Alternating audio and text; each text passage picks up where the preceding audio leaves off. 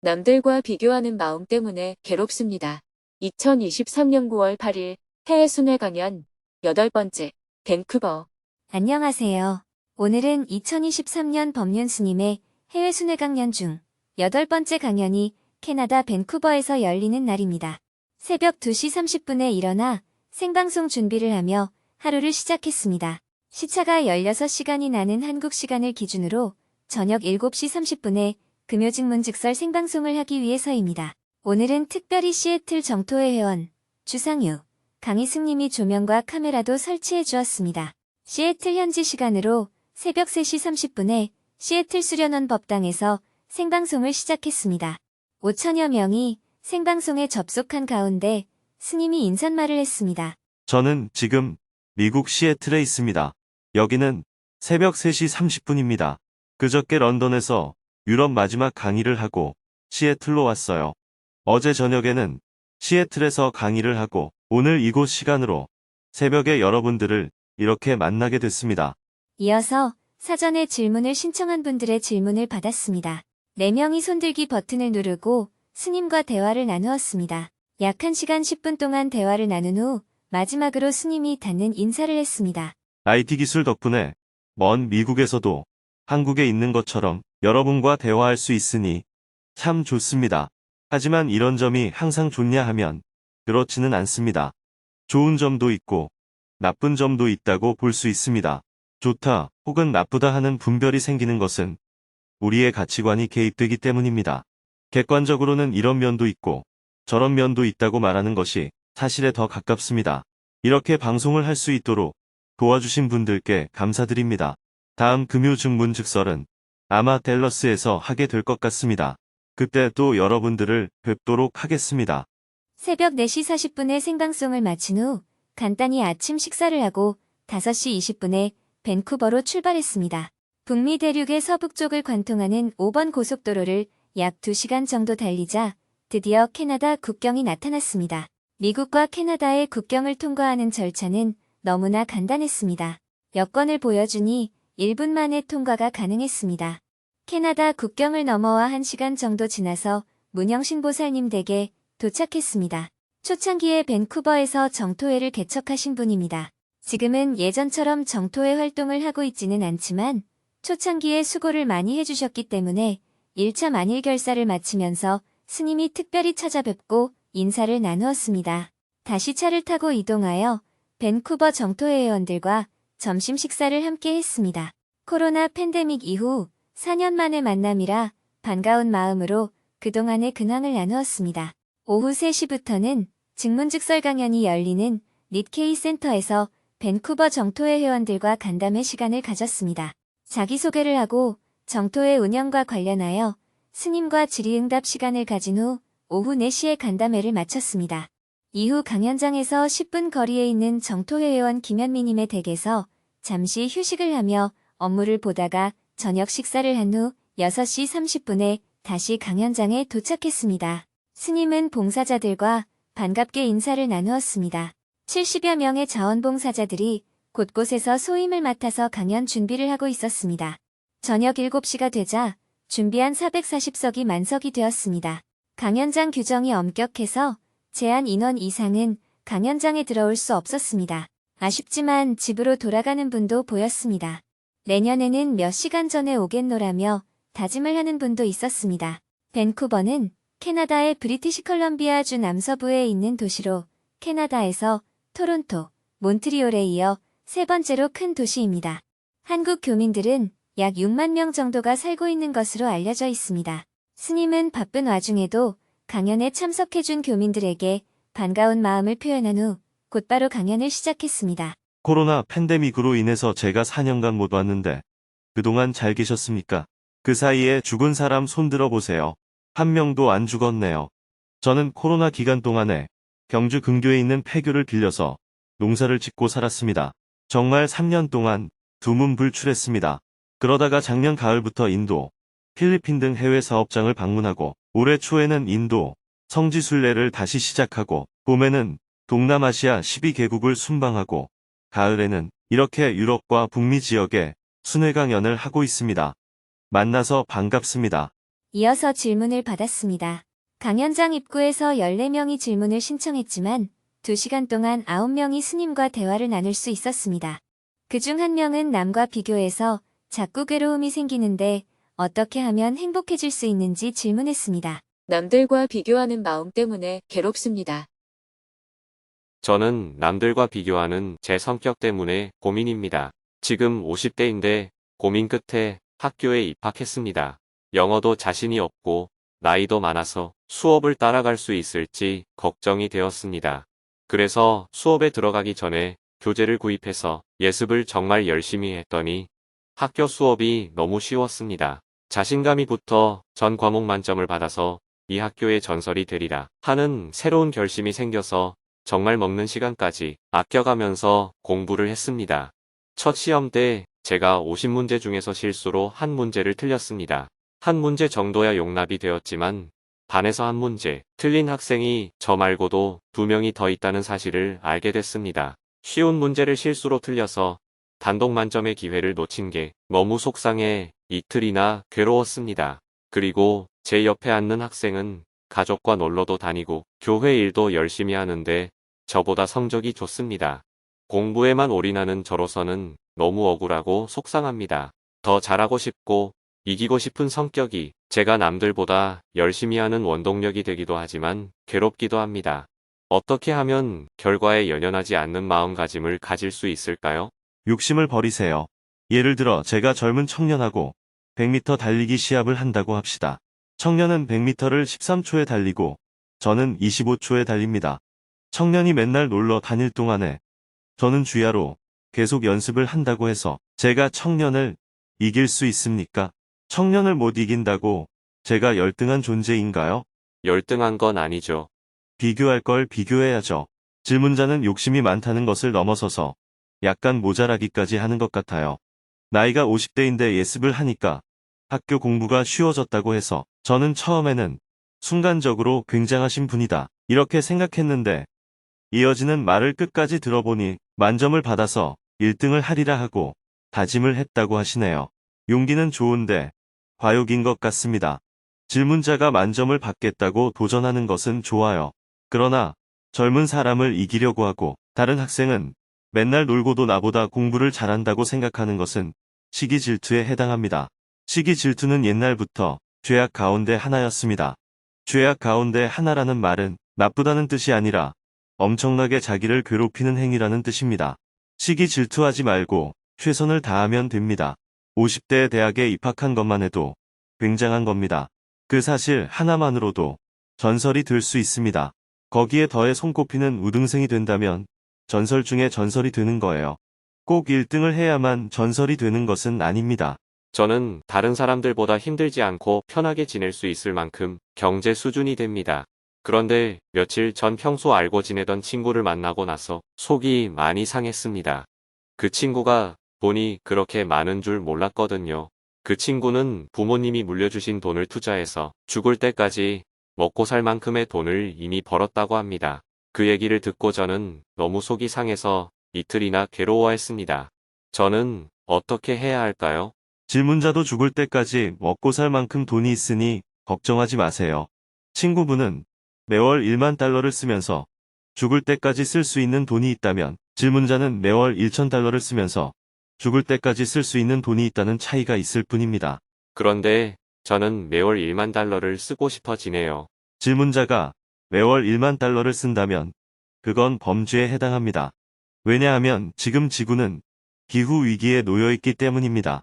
기후위기의 주요 원인이 뭘까요? 사람들이 소비를 너무 많이 하는 것입니다.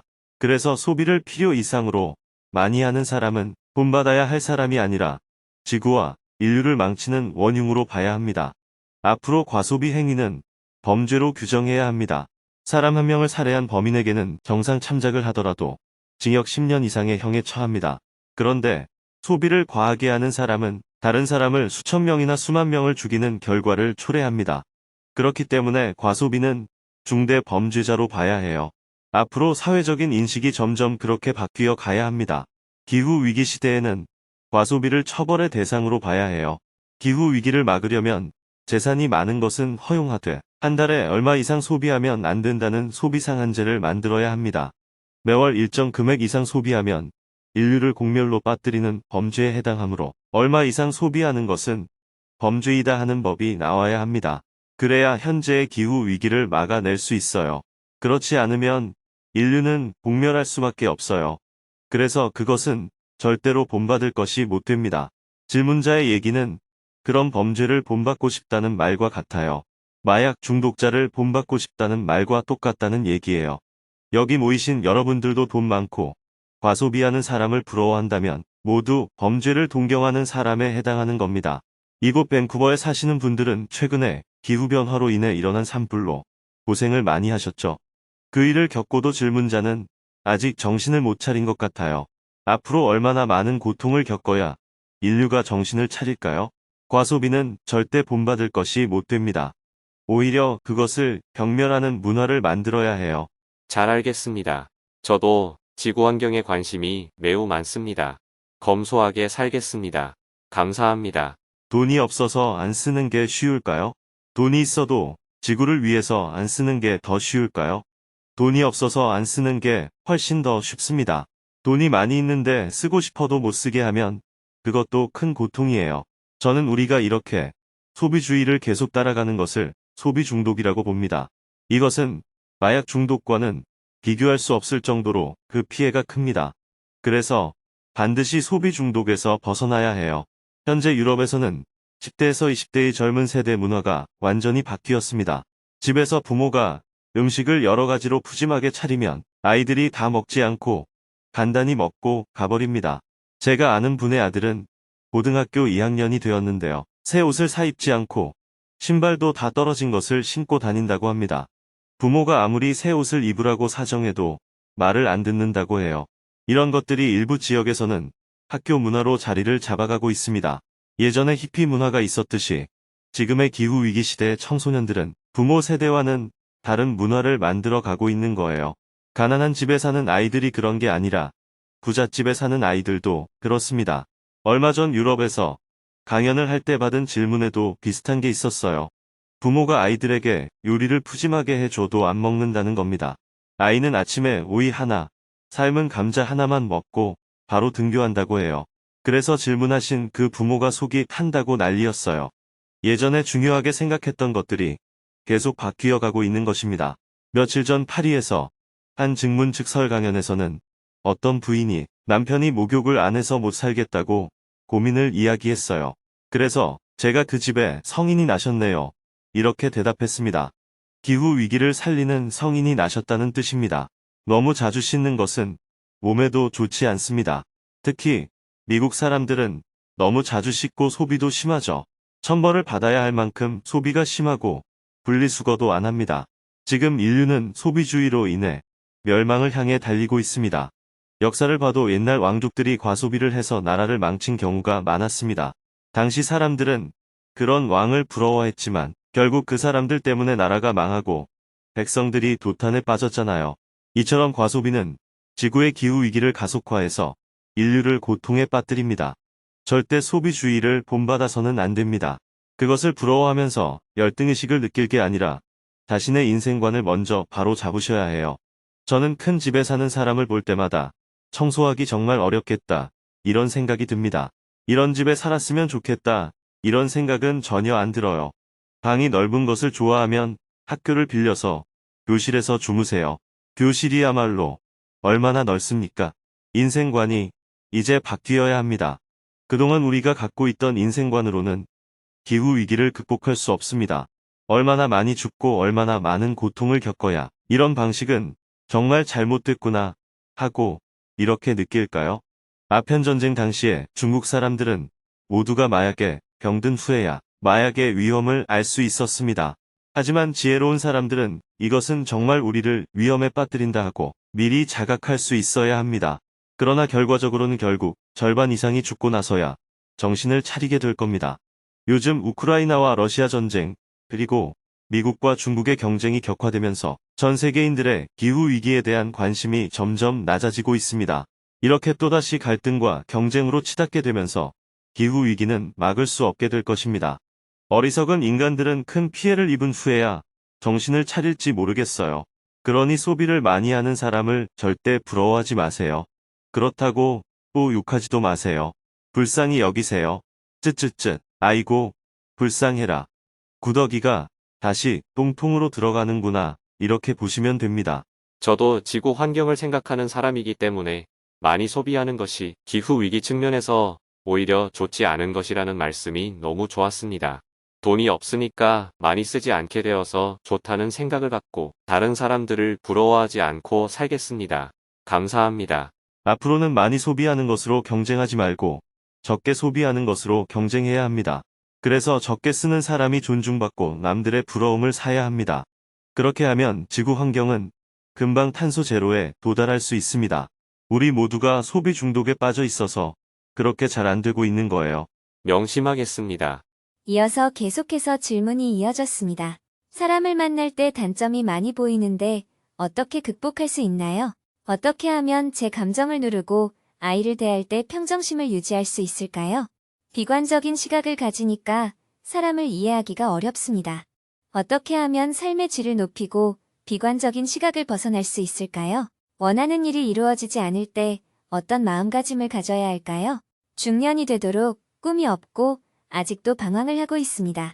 어떻게 살면 좋을까요? 어떻게 하면 캐나다에서도 자립할 수 있는 노후 준비를 할 수 있을까요? 주변인들의 하소연에 대한 대처법을 알고 싶습니다. 어학연수 후 한국에서 간호사가 되고 싶은데 진로가 고민이 됩니다. 대화를 마치고 나서 스님이 정리 말씀을 해주었습니다. 지금을 위해서 나중을 희생해도 안 되고 나중을 위해서 지금을 희생해도 안 됩니다. 우리의 인생은 지금이나 나중이나 똑같습니다. 그래서 지금도 좋고 나중도 좋고 나도 좋고 너도 좋아야 합니다. 그래야 우리가 진실에 좀 더 가까워질 수 있고 지속 가능한 삶을 살 수 있습니다. 미래를 위해서 지금도 희생하지 말고 현재를 위해서 미래도 희생하지 마시길 바랍니다. 나를 위해서 남을 희생시키지도 말고 남을 위해서 나를 희생시키지도 마시길 바랍니다. 내가 행복하게 사는 것이 곧 남을 위하는 것이고 남을 돕는 것이 곧 나를 돕는 거예요. 이런 관점을 가지면 삶을 좀 더 가볍게 살 수 있습니다. 강연이 끝나고 무대 위에서 책 사인회를 했습니다. 무대에서부터 강연장 밖까지 길게 줄이 이어져 사인을 하는데 꽤 많은 시간이 걸렸습니다. 새터민 한 분이 스님에게 꼭 질문을 하고 싶어 했는데 시간이 부족해서 질문을 못했습니다. 사인회가 끝난 후 스님은 새터민 한 분과 잠시 대화를 나누며 아쉬움을 달래주고 함께 사진도 찍어주었습니다. 새터민 분은 기쁜 마음이 되어 집으로 돌아갔습니다. 봉사자들과 다 함께 기념사진을 찍은 후 스님 일행은 다시 차를 타고 캐나다 국경을 통과하여 미국 시애틀 수련원으로 향했습니다. 12시가 넘어 시애틀 수련원에 도착한 후 하루 일과를 마쳤습니다. 내일은 오전에 시애틀에서 명상 지도를 하고 있는 니사보 스님과 차담을 한 후 성마르크 성공회 대성당으로 이동하여 수행에 대한 대화와 증문즉서를 영어 통역으로 진행합니다.